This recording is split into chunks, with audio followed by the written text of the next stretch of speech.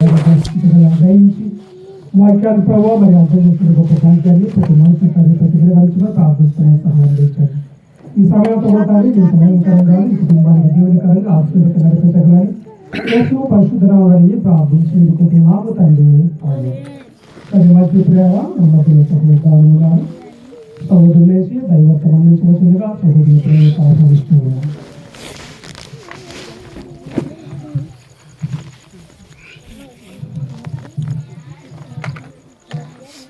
దేవునికి స్తోత్రములు. క్రీస్తునందు ఈ రాత్రికాల సమయంలో కూడి వచ్చిన సకల పరిశుద్ధులకును, నాతోటి జతపని వారికి, పెద్దలకును, యవనస్తులకుని, మరి ముఖ్యంగా ఈ యొక్క కృతజ్ఞత కూడికి ఏర్పాటు చేసిన మరి రాజేశ్వరుల కుటుంబానికి మన రక్షకుడు ప్రభు అయినటువంటి యేసుక్రీస్తు నామమున మీ అందరికీ వందనాలు తెలియజేస్తూ ఉన్నాను.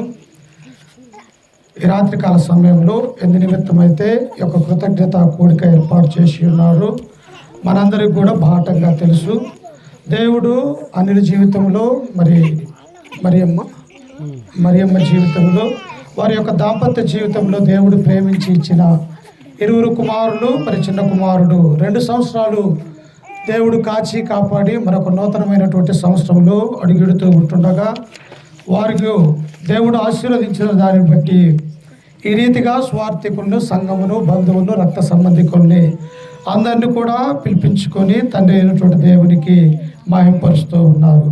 అందుకనే మరి కుమారులు, కుమార్తెల విషయంలో మనం ఎల్లప్పుడూ దైవజనులు మరి మనం అనేక కుటుంబ ప్రార్థనలలో చదవబడుతున్నటువంటి లేఖనాలు అనేకము కూడా పిల్లల విషయంలో పిల్లలు ఎలా ఉండాలా, ఎలా పెరగాల, ఎలా పెంచాలా, తల్లిదండ్రులుగా ఎలా మంచి నడవడిలో నడిచినటువంటి సంతానము ఎలా ఆశీర్వదించబడ్డారు, మంచి నడవడిలో పెంచినటువంటి పిల్లలు ఎలా శపించబడ్డారన్నటువంటి విషయాలు కూడా బైబిల్లో మనం చూడగలం ప్రియులారు.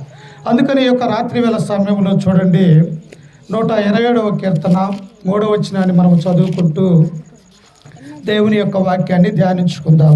చూడండి ఒకసారి 127వ కీర్తన 3వ వచనాన్ని చదువుకుందాం.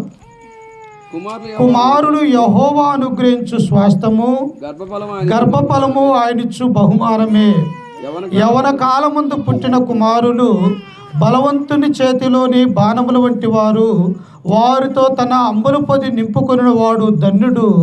అటు వారు సిగ్గుపడక గుమ్మములో తమ విరోధులతో వాదించుదురు. జ్ఞానైనటువంటి సొలొమోను ఈ బైబిల్లో ఉన్నటువంటి ఈ కీర్తనాకారుడు గ్రంథంలో అనేక విషయాలు మనకు తెలియజేస్తూ ఉన్నాడు. ఈ లోకములో ఆదిమ తల్లిదండ్రులుగా ఉన్నటువంటి ఆదామును, హవ్వను దేవుడు యొక్క సృష్టిలో వారిని నిర్మించినటువంటి రీతిగా ఆ తర్వాత వారిని ఆశీర్వదించి దీవించి అనేక విషయాలలో యొక్క భూమిని లోపరుచుకునుడి అని చెప్పేసి ఆ యొక్క ఆదిమ తల్లిదండ్రులైనటువంటి ఆదాము, హవ్వను దేవుడు ఏం చేశాడంటే ఆశీర్వదించినటువంటి వాడిగా మనము చూస్తూ ఉన్నాం. అందుకనే హవ్వ తన యొక్క మొట్టమొదటి కుమారుణ్ణి గర్భవతిగా ఉంటూ ఉన్నప్పుడు ఆ తర్వాత ఆ యొక్క కయ్యూనికి దేవుడు అనుగ్రహించినటువంటి ఆ యొక్క సంతానాన్ని బట్టి అవ్వంటూ ఉన్నది, యెహోవా దయ వలన నేను ఒక మనుష్యుణ్ణి సంపాదించుకుని. అంటే ప్రతి విషయంలో కావచ్చు, ఈ లోకంలో ఉన్నటువంటి మానవాళి అంతా కూడా, కొన్ని కోట్ల మంది యొక్క ప్రపంచంలో ఉన్నటువంటి మానవాళి అంతా కూడా దేవుని యొక్క కృప, దేవుని యొక్క చిత్తం అనేది లేకపోతే ఈ లోకంలో కుమారుడు కానీ కుమార్తెలు కానీ దేవుడు ఇవ్వకపోతే, దేవుడు ఆశీర్వదించకపోతే ఇలాంటివి జరగవు అన్నటువంటి విషయాన్ని మనం ఆలోచన చేయాలి ప్రియులారా. అందుకని ఇవన్నీ గ్రహించినటువంటి ఈ యొక్క సొలొమోను తన యొక్క ఆలోచన గాక దేవుని యొక్క సంకల్పము ద్వారా, పరిశుద్ధాత్మ యొక్క నడవడిక ద్వారా చెప్పినటువంటి సంగతులు ఏమిటంటే, కుమారులు యెహోవా అనుగ్రహించు స్వాస్థ్యము, గర్భఫలము ఆయనిచ్చు బహుమానము. ప్రియులారా, దేవుడు మనకిస్తూ ఉన్నాడు. కుమారులుగా, కుమార్తెలుగా మనకు ఎవరైనప్పటికీ కూడా దేవుడు అనుగ్రహిస్తూ ఉన్నాడు. అందును బట్టి మనం ఏం చేయాలా? తండ్రి అయినటువంటి దేవునికి, ప్రభు అయినటువంటి యేసుక్రీస్తు ద్వారా కృతజ్ఞాస్తులు ఎల్లప్పుడూ కూడా చెల్లించే రీతిగా మనం ఉండాలి ప్రియులారా. అందుకని రాత్రి వేళ సమయంలో చూడండి ఒకసారి లూకాసు వార్త మొదటి అధ్యాయము కొన్ని నిమిషాలు చెప్పుకుందాం, సమయం చాలా అయింది కాబట్టి. లూకా సువార్త 1వ అధ్యాయము 5వ వచనాన్ని చదువుకుంటూ లేఖన భాగాల్ని ధ్యానించుకుందాం. చూడండి. యూదయ దేశపు రాజైన హేరోదు దినములలో అబియా తరగతిలో ఉన్న జకర్యా అని ఒక యాజకుడుండెను. ఎక్కడంటైనా యూదయ దేశము రాజైనటువంటి హేరోదు దినములలో ఎవరున్నారంటే ఇక్కడ ఆ యొక్క అబియా తరగతిలో ఉన్న జకర్యా అని ఒక యాజకుడు ఉండెను. హేరోదు దినాలు ఎలా ఉంటాయంటమ్మా? యేసుక్రీస్తు పుట్టినాడని చెప్పేసి హేరోదు యొక్క ఆ రాజు దినాలలో అనేకులను కూడా చిన్నపిల్లల్ని చంపివేసినటువంటి వాడిగా ఒక దుర్మార్గుడైనటువంటి హేరోదును మనము చూడగలము ప్రియులారా. అయితే అట్టి దుర్మార్గమైనటువంటి పరిపాలనలో ఉన్నప్పటికీ కూడా ఈ యొక్క యూదా దేశం అనే యెరూషలేము యొక్క దేవుని యొక్క మందిరములో లేవీయుడైనటువంటి ఈ యొక్క యాజకత్వం చేస్తున్నటువంటి యొక్క జకర్యా అన్నటువంటి ఒక కుటుంబాన్ని మనము చూడగలుగుతూ ఉన్నాం ప్రియులారా. అక్కడ ఏ తరగతిలో ఉన్నాడట? ఆయన అబియా తరగతిలో ఉన్నాడని మనం ఇక్కడ చూస్తూ ఉన్నాం. దావీదు మహారాజు ఏం చేశాడంట? ఈ యొక్క లేవీలు అన్నటువంటి యొక్క అహరోను సంతానాన్ని 24 భాగాలుగా మరి వారిని విభజించి ఈ దేవుని యొక్క మందిరంలో ఆయా పనులు చేసేవారిగా లేవీలందరినీ కూడా దేవుని యొక్క మందిరంలో మాత్రమే పనిచేయాలా, వారికి ఆశీర్వదించేది వారిని ఆ యొక్క మందిరంలోనే నేను చెప్పేసి అహరోనుకు దేవుని యొక్క ఆజ్ఞ ఇచ్చి ఉన్నాడు ప్రియులారా. కాబట్టి ఈ యొక్క జకర్యా ఎలా ఉన్నాడట? అబియా తరగతిలో ఉన్నాడు. అంటే ఈ 24 యొక్క జాబితాలలో 8వ జాబితాగా ఉన్నటువంటి యొక్క అబియా అన్నటువంటి ఆ యొక్క సంతానంలో నుండి వచ్చినటువంటి ఈయన ఈ యొక్క యాజకత్వం చేసే గొప్ప భాగ్యాన్ని ఈయన కలిగి ఉన్నట్టుగా మనము చూస్తూ ఉన్నాం. యాజకత్వం అంటే ఏంటి? దేవుని యొక్క మందిరంలో సేవ చేయటము. యెరూషలేములో ఉన్నటువంటి యొక్క 12 గోత్రాలు ఏవైతే ఉంటూ ఉన్నాయో వారి యొక్క పాప పరిహార్థము నిమిత్తమై ప్రతి ఒక్కరూ కూడా తమ యొక్క తరగతిలో ఉన్నటువంటి ఆ యాజకత్వాన్ని ఏం చేస్తారంటే వారానికి ఒకళ్ళు ఆ 24 తరగతులలో ఉన్నటువంటి వారందరూ కూడా యాజకత్వం చేసేవారిగా ఉంటూ ఉన్నారు. అంటే దేవుని యొక్క సేవ పరిచర్య ఆయన జరిగించేవాడిగా ఉంటూ ఉన్నాడు. అప్పుడు చూడండి కింద వచనంలో ఏమున్నదంటే ఆయన యాజకుడుండెను. అతని భార్య అహరోను కుమార్తెలలో ఒకటి, ఆమె పేరు ఎలీజబెతు. ఒక కుటుంబాన్ని మనము చూస్తూ ఉన్నాం. ఇక్కడ ఎవరంట? జకర్యా, ఎలిజబెతు అన్నటువంటి ఒక కుటుంబాన్ని ఈ రాత్రి వేళ సమయంలో మనము ఆలోచిస్తూ ఉన్నాం ప్రియులారా. వారు ఎలాగున్నారట? దేవుని యొక్క సన్నిధిలో, దేవుని యొక్క మందిరములో వారు దేవుణ్ణి ఆరాధిస్తూ ఎల్లప్పుడూ కూడా దేవుని యొక్క పరిచర్య చేసే యాజక కుటుంబానిగా మనము చూస్తూ ఉన్నాం. యాజక కుటుంబాలంటే సామాన్యమైనటువంటి వ్యక్తివి కాదు ప్రియులారా. ఎందుకో తెలుసా? 12 గోత్రాలు ఉంటే ఆ గోత్రాలలో కాకుండా దేవుడు ప్రత్యేకంగా నా యొక్క మందిరంలో సేవ పరిచర్య చేయటానికి నేను ఏర్పరచుకున్నటువంటి వారు లేవీలు అని చెప్పేసి ఈ యొక్క అహరోను సంతతి వారందరినీ కూడా ఈ దేవుని యొక్క మందిరంలో ఉంటున్నట్టుగా మనము చూస్తూ ఉన్నాం. నిజంగా దేవుని యందు భయభక్తులు కలిగి ఉంటే దేవుని యొక్క సేవలో, దేవుని యొక్క పరిచర్యలో దేవునికి ఇష్టమైనటువంటి కుటుంబాలుగా ఉన్నట్టయితే దేవుడు ఎంతో సంతోషించేవాడిగా ఉంటూ ఉన్నాడు ప్రియులారా.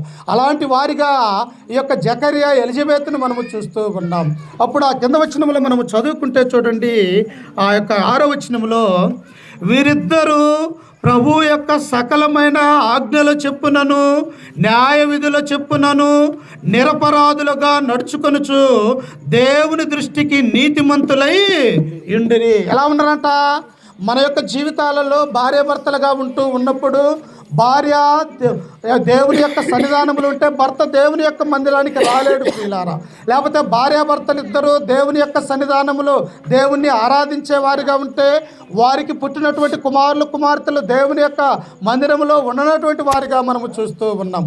కానీ ఇక్కడ ఈ 2 భార్యాభర్తలు ఎలా ఉన్నారంటే దేవుని యొక్క సకలమైనటువంటి ఆజ్ఞలు చెప్పున వారు నిరపరాధులుగా ఉంటూ ఉన్నారు. అంటే సకలమైనటువంటి ఆజ్ఞలు అనగా ఈ యొక్క మోసే ద్వారా దేవుడిచ్చినటువంటి ఆ యొక్క ధర్మశాస్త్రంలో ఉన్నటువంటి ఆ 10 ఆజ్ఞలు, ఆ తర్వాత అంతకు మించినటువంటి 606 ఆజ్ఞలు, ఆజ్ఞలన్నీ కూడా వీరు అనుసరించే వారిగా ఉంటూ ఉన్నారు. ఎందుకు అనుసరించాలా?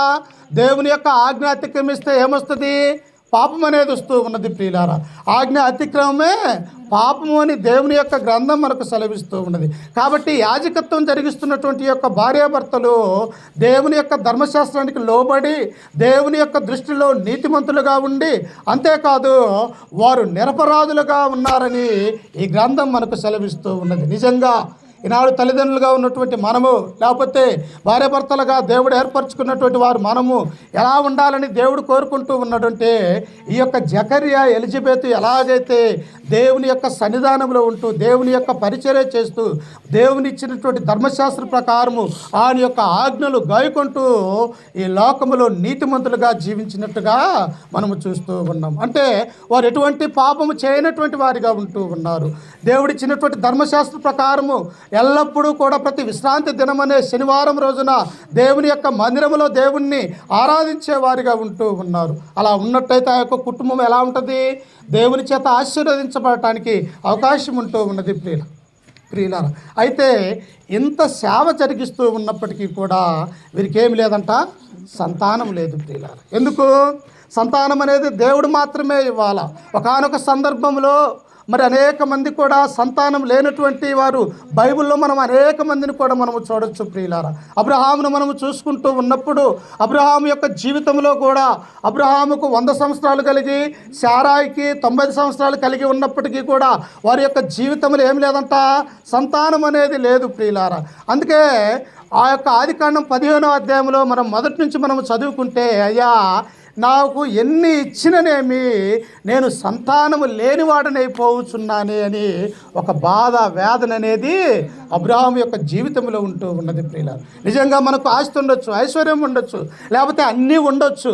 అన్నీ ఉన్నప్పటికీ కూడా ఈ యొక్క గర్భము మన యొక్క గర్భాన దేవుడు కుమారులు కానీ కుమార్తెలను కానీ ఇవ్వకపోతే అది ఎంతో వేదనకరమైనటువంటి విషయమని మనం జ్ఞాపకం చేసుకోవాలి ప్రియులారా. కానీ వీరి యొక్క జీవితంలో కూడా ఏమున్నది? దేవుని యొక్క పరిచర్య చేస్తూ ఉన్నారు, యాజకత్వము జరిగిస్తూ ఉన్నారు. కానీ వారి యొక్క జీవితంలో ఏమి లోటు ఉన్నదంట? వారు సంతానము లేనటువంటి వారిగా ఈ యొక్క జకర్యాని ఎలిజబెత్ను మనము చూస్తూ ఉన్నాం. అప్పుడు చూడండి, కింద వచనములో మనము చదువుకుంటే ఆయన ఎలా ఉంటుందంట చూడండి. 7వ వచనములో, ఎలిజబెతు గొడ్రాలైనందున వారికి పిల్లలు లేకపోయిరి, మరియు వారిద్దరూ బహుకాలము గడిచిన వృద్ధులైరి. దేవుని యొక్క పరిచర్యలో ఉన్నప్పటికీ కూడా వారు దేవుని మీద నింద వేయట్లేదు ప్రియులారా. అయ్యా, నీ యొక్క సేవా పరిచర్యలో ఇన్ని సంవత్సరాల నుంచి మా యొక్క జీవితంలో కూడా మేము వృద్ధులమైపోతూ ఉన్నామే, మా యొక్క జీవితంలో సంతానము సమాధానం అనేది లేకుండా ఉన్నదే అని చెప్పేసి వారు ఎప్పుడూ కూడా దేవుని మీద నింద అనేది వేయలేదన్నటువంటి విషయాన్ని మనము జ్ఞాపకం చేసుకోవాలి. ఈనాడు మనం ఏమనుకుంటాము? మన యొక్క సంతానం లేకపోయినా, లేకపోతే మనకేదైనా శ్రమ, ఏదైనా బాధ వచ్చినప్పటికీ కూడా మనము దేవుని మీద నింద వేసే వారిగా ఉంటూ ఉన్నాం. కానీ వీళ్ళు వేశారా? జకర్యా కానీ ఎలిజబెత్ కానీ వారు గొడ్రాలు అని యొక్క గ్రంథంలో రాయబడ్డది ప్రియులారా. అంత మాత్రమే కాదు, వారు బహుకాలము గడిచినా వృద్ధులైపోయి ఉన్నారు. మా వృద్ధులకు పిల్లలు కలగటానికి అవకాశం ఉందా? మా అరవద్దమ్మా పిల్లలు అరవద్దు. వృద్ధులు ఒక వయసు వచ్చిన తర్వాత, వయసు ఉడికిపోయిన తర్వాత సంతానం అనేది జరగటం అనేది చాలా అరుదుగా ఉంటూ ఉన్నది. కానీ వీళ్ళు ఏ సంతానం లేకపోయినప్పటికీ కూడా దేవుని మీద నిందవేయక దేవుని యొక్క సన్నిధానంలో పరిచర్య జరిగిస్తున్నటువంటి వాడిగా ఈ యొక్క జకర్యాను మనము చూస్తూ ఉన్నాం. అందుకనే మన యొక్క జీవితంలో ఎలా ఉండాలా? ఈ యొక్క జకర్యా ఎలిజబెత్ ఎలాగైతే దేవుని యందు భయము, భక్తి, విశ్వాసము కలిగి, నమ్మకము కలిగి, ప్రార్థనా జీవితాన్ని కలిగి ఉన్నాడో, ఈనాడు మన యొక్క కుటుంబంలో కూడా అలాంటి ప్రార్థనా జీవితాన్ని మనము కలిగి ఉండాలని దేవుడు కోరుకుంటూ ఉన్నాడు. అంతేకాదు ప్రియులారా, చూడండి ఒకసారి కీర్తనలు 65వ కీర్తన 2వ వచనాన్ని మనము చదువుకుంటే కీర్తనాకారుడు మనకు తెలియజేస్తూ ఉన్నాడు. ఒకసారి చూడండి, 65వ కీర్తన 2వ వచనాన్ని చదువుకుందాం.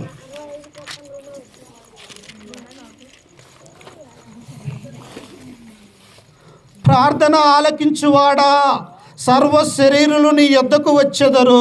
చూసారా?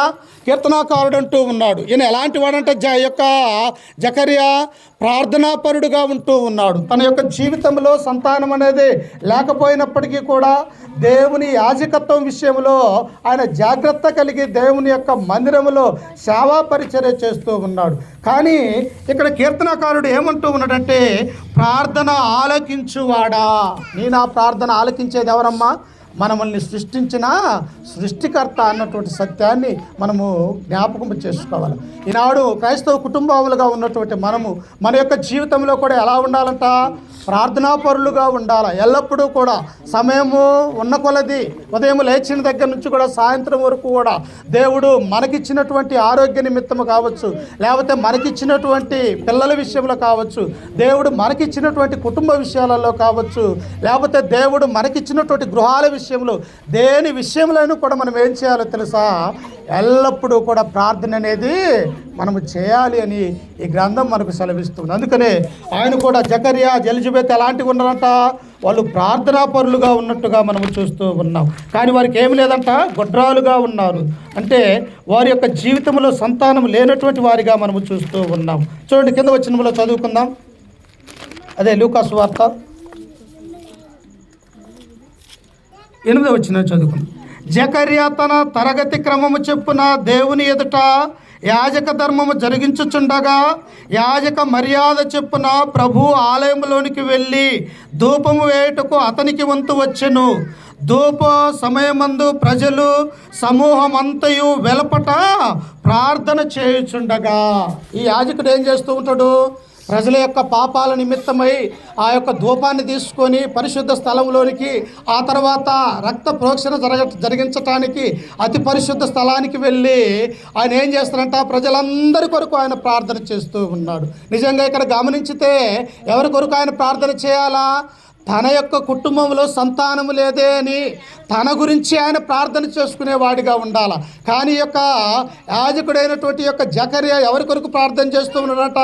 ఇదిగో ఇశ్రాయేలు ప్రజలందరి కొరకు కూడా ఆయన ప్రార్థన చేస్తూ ఉన్నాడు. అలాగనే కాదు, బయట ఉన్నటువంటి ఆ యొక్క యోధా ప్రజలు కూడా ఈయనతో పాటు ఏకీభవిస్తూ ఆనాడు దేవునికి తండ్రి అయినటువంటి దేవునికి విశ్రాంతి దినం అనే శనివారం రోజున వారందరూ కూడా దేవునికి ప్రార్థిస్తూ ఉన్నారు. ప్రియులారా, మన యొక్క జీవితంలో, మన యొక్క కుటుంబంలో కూడా ప్రార్థన అనేది చాలా ఎంతో ఖచ్చితమైనది. ప్రియులారా, ఈనాడు కనీసం ఒక 10 నిమిషాలు కూడా ప్రార్థన చేసుకోలేనటువంటి క్రైస్తవ కుటుంబాలుగా మనం ఉంటూ ఉన్నాం. అలా ఉండొచ్చా?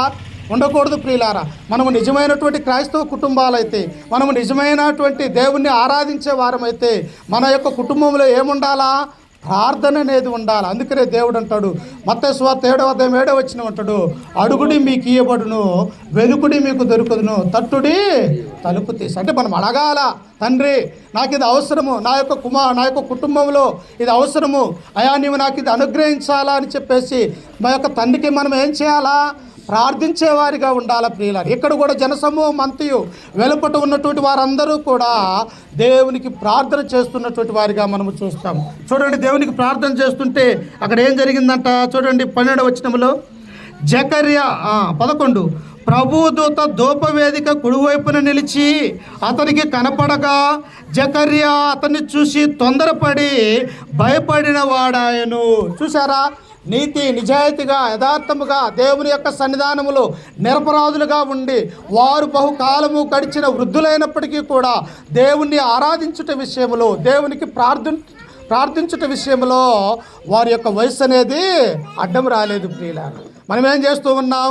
40 సంవత్సరాలకి, 50 సంవత్సరాలకి, లేక 30 సంవత్సరాలకి అయా నేను మోకరించి ప్రార్థన చేయలేనని మనము అలాగనే తప్పించుకోవటానికి అనేక విషయాలు, దారులు మనము మరి చూసుకుంటూ ఉంటాం. కానీ వృద్ధులైనప్పటికీ కూడా వీరిరువురు ఏం చేస్తూ ఉన్నారు? దేవుని యొక్క మందిరములో ప్రార్థించే వారిగా ఉంటూ ఉన్నారు. ఎప్పుడైతే ఆయన ధూప వేదిక దగ్గరికి వెళ్ళి ఆయన ధూపం వేస్తూ ఉన్నాడో అక్కడ ఎవరు నిలబడరంటమ్మా? ప్రభు దూత అక్కడ నిలవబడింది. చూసారా? ప్రభు దూత అనేక విషయాలలో దేవుని యొక్క ఆలోచనలు తెలియజేయటానికి, దేవుని యొక్క ఆజ్ఞలను మానవులకు తెలియజేయటానికి ఆనాడు దూతలు పనిచేసినటువంటి వారిగా మనము చూస్తూ ఉంటాం. మానవులను చూస్తూనే భయపడే రోజులుగా ఉంటూ ఉన్నాయి. కానీ పరిశుద్ధ యొక్క ఆలయంలో ధూపం వేస్తూ ఉన్నప్పుడు ప్రభు దూత అక్కడికి వచ్చి ఉన్నప్పుడు ఈ యొక్క జకర్యా భయపడ్డాడు. ప్రియులారా, ఏంటిది? ఈ ధూప వేదిక అతి పరిశుద్ధ స్థలంలో ధూపం వేస్తూ ఉన్నప్పుడు ఈ యొక్క ధూప వేదిక దగ్గర ఈ యొక్క దూత ఎవరు అని ఆయన ఆశ్చర్యపోయినటువంటి వారిగా మనము చూస్తూ ఉన్నాం. అప్పుడు చూడండి, కింద వచనంలో మనము చదువుకుంటే, అప్పుడు ఆ దూత అతనితో, జకర్యా భయపడకుము, నీ ప్రార్థన వినబడినది, నీ భార్య అయిన ఎలిజబెతు నీకు కుమారుణ్ణి కనును. చూసారా, దేవుని యందు విశ్వాసం కలిగి, నమ్మకం కలిగి మన యొక్క జీవితంలో ఆయనలో ఉన్నట్టయితే ఏదో ఒక సమయాన నా యొక్క కుమారుడికి, నా యొక్క కుమార్తెలకు సంతానం లేదు కదా, వారి యొక్క జీవితంలో సంతోషం అనేది లేదు, కానీ మన యొక్క జీవితాలలో సంతోషాన్ని దేవుడు అనుగ్రహించేవాడు. ప్రియులారా, ఎప్పుడు వస్తుంది సంతోషము? దేవుని యొక్క సన్నిధానములో ఉన్నప్పుడు, దేవుని యొక్క మందిరములో సంగముగా సమకూడుకొని ఆయన ఆరాధిస్తూ ఉన్నప్పుడు ఒక కుటుంబము సంతోషిస్తూ ఉన్నట్టుగా మనము చూస్తూ ఉన్నాం. ఇక్కడ జకర్యా ఎలిజబెత్కు ఎప్పుడైతే ఆ జకర్యాకు దేవదూత కనిపించి, జకర్యా నీ ప్రార్థన వినబడినది. ఎక్కడ చేశాడు ఆయన ప్రార్థన?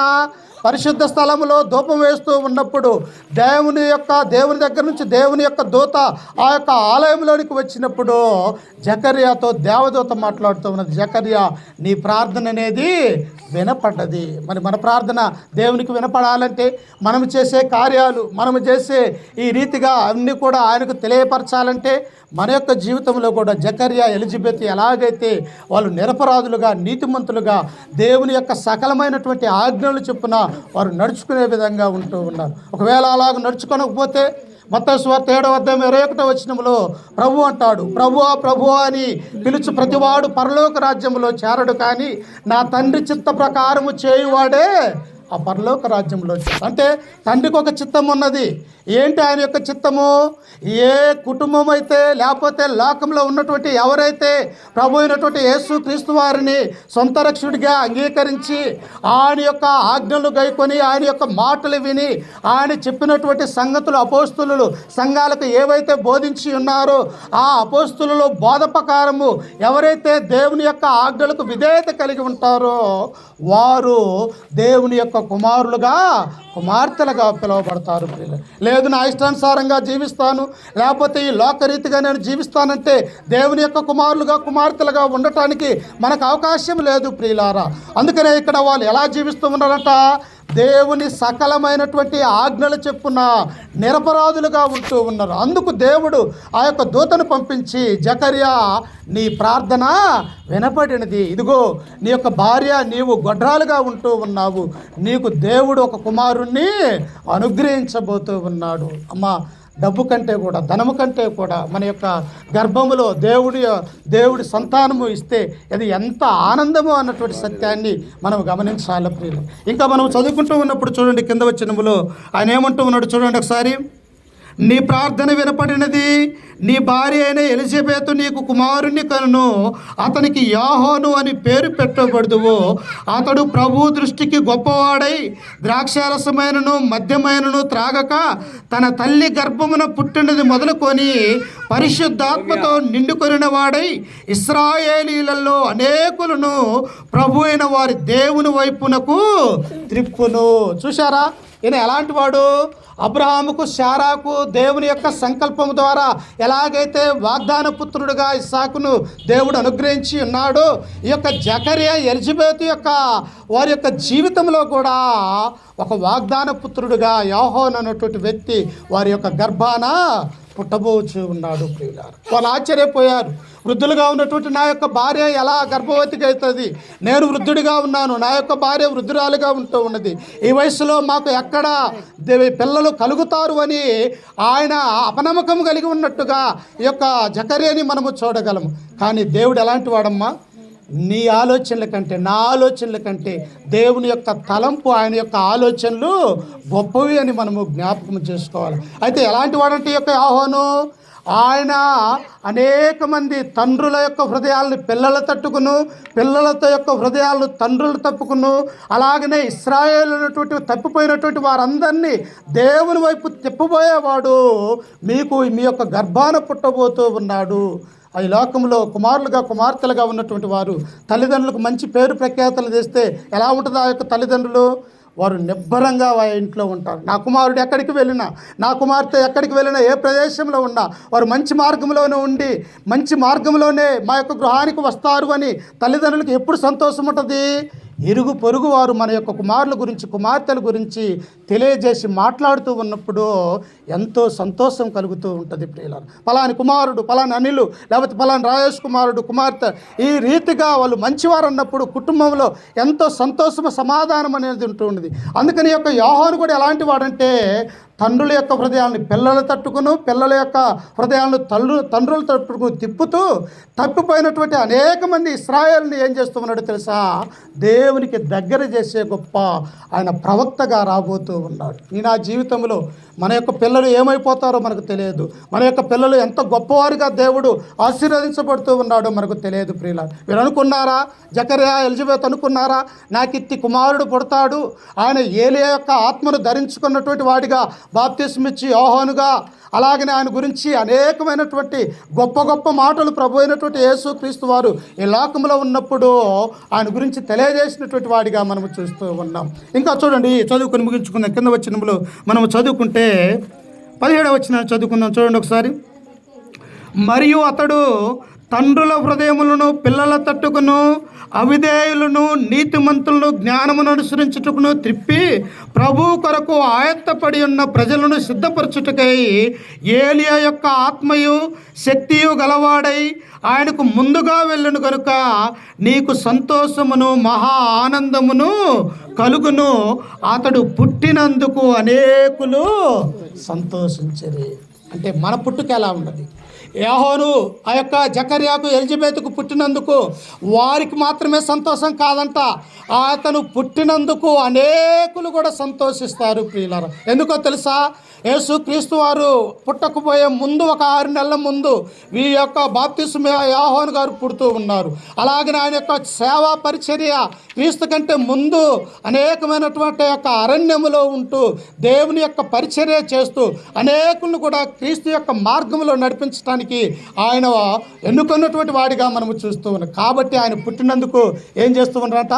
అనేకులు సంతోషిస్తూ ఉన్నారు. ఈనాడు కూడా ఎందుకు ఈ యొక్క రాత్రి వేళ సమయంలో యొక్క అనిలకు, అలాగనే మరి ఆయన యొక్క సతీమణికి దేవుడిచ్చినటువంటి 20 కుమారులు, 2వ కుమారుడు మరి 1వ కుమారుడు పుట్టినందుకు ఈ కుటుంబం కూడా అలాగనే సంతోషించేవారు. అయితే వారిని ఎలాగ పెంచాలో తెలుసా?